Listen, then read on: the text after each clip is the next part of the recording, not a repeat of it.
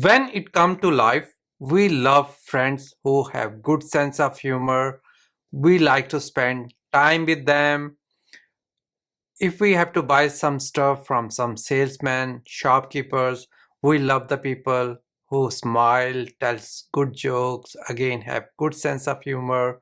We like to go to the parties where we can laugh, meet people who have good sense of humor. But when we go to office, we become serious. We think, oh, in office, we cannot laugh. We should not be cracking jokes.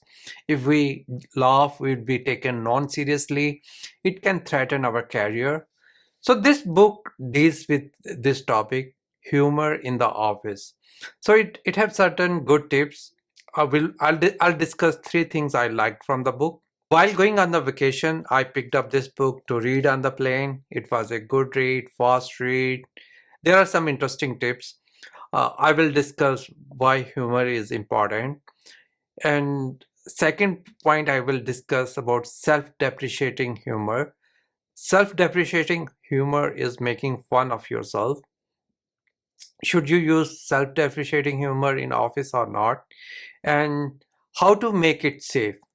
Humor is very important, but it can affect your career also if not deployed correctly. So the book gives very good tip how to play it safe. If you are team lead, project manager, humor is very important. Humor helps you to create trust with your team members. You are seen more as a human person, approachable person, trustworthy. Humor helps to create a creative environment. If you're working in some environment like software development, marketing, where you need to come up with new ideas, so you have to create a fun related environment where people can work without any fear, laugh, and come up with new creative things. The book gives a lot of real world examples where people use humor to come up with to get some sales, build trust. They were great to persuade people, influence people. One very interesting example he gave, there was a executive of a firm. She had a very good product, but she was not able to get hold of any customer. She was not able to get any appointment.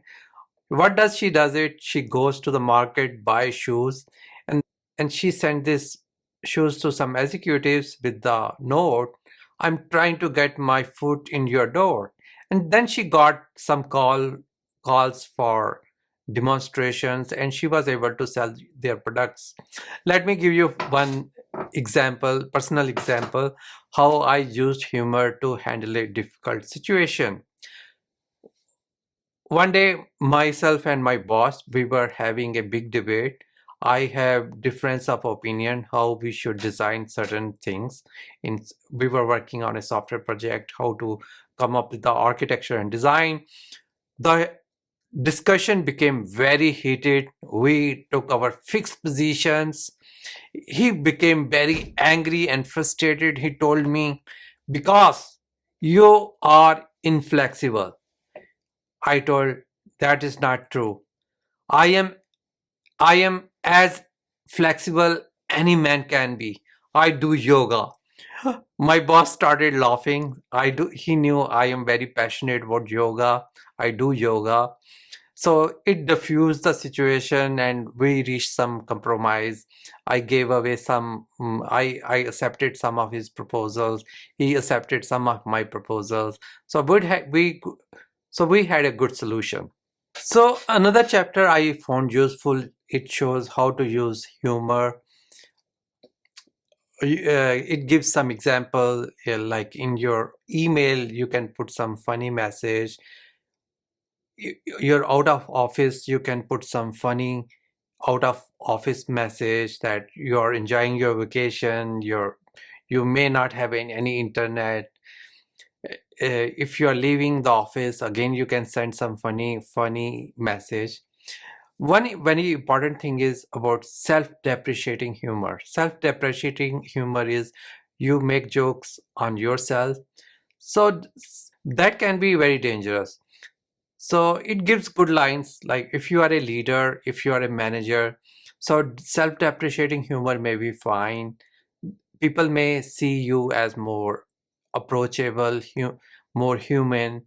Whereas if you are not a leader, you may be seen as a person with low self-confidence, low self-esteem, and low status.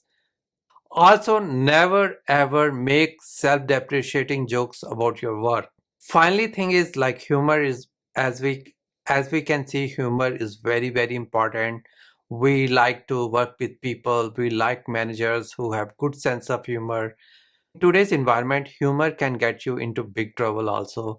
We know that we cannot make racist joke in the office. We know it's not good idea to use sexist jokes in the office, gender based jokes in the office. It's not a good idea to make political jokes in the office. And it's again, it's we know that it's we have to make family friendly jokes. If you can tell a joke to your mother or sister, it's a safe joke in some sense. You have to use family friendly humor in the office, but still you can get into trouble. Why you can get to trouble? Because it's very subjective. Different people have different sensitivity. And the book gives you example like what happens if your well-intentioned humor fails. You should apologize. It gives the example of executive who fired some employee.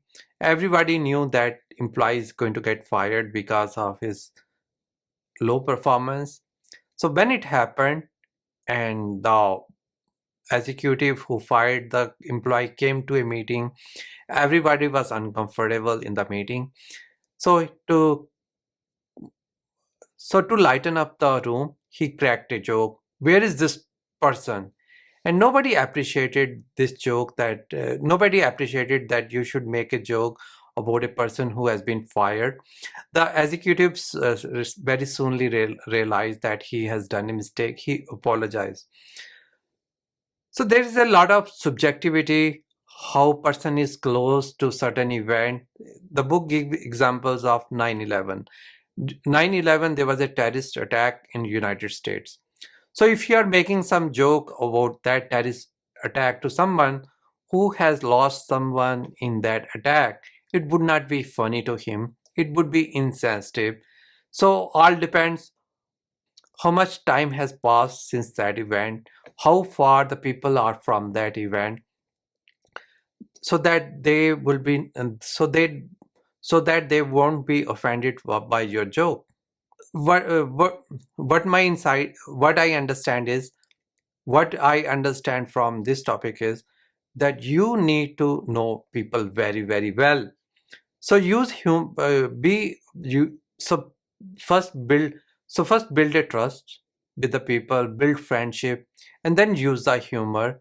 Know other person's sensitivity, know other person's red lines, know but ticks other person, and use humor safely. So friends, if you like this video,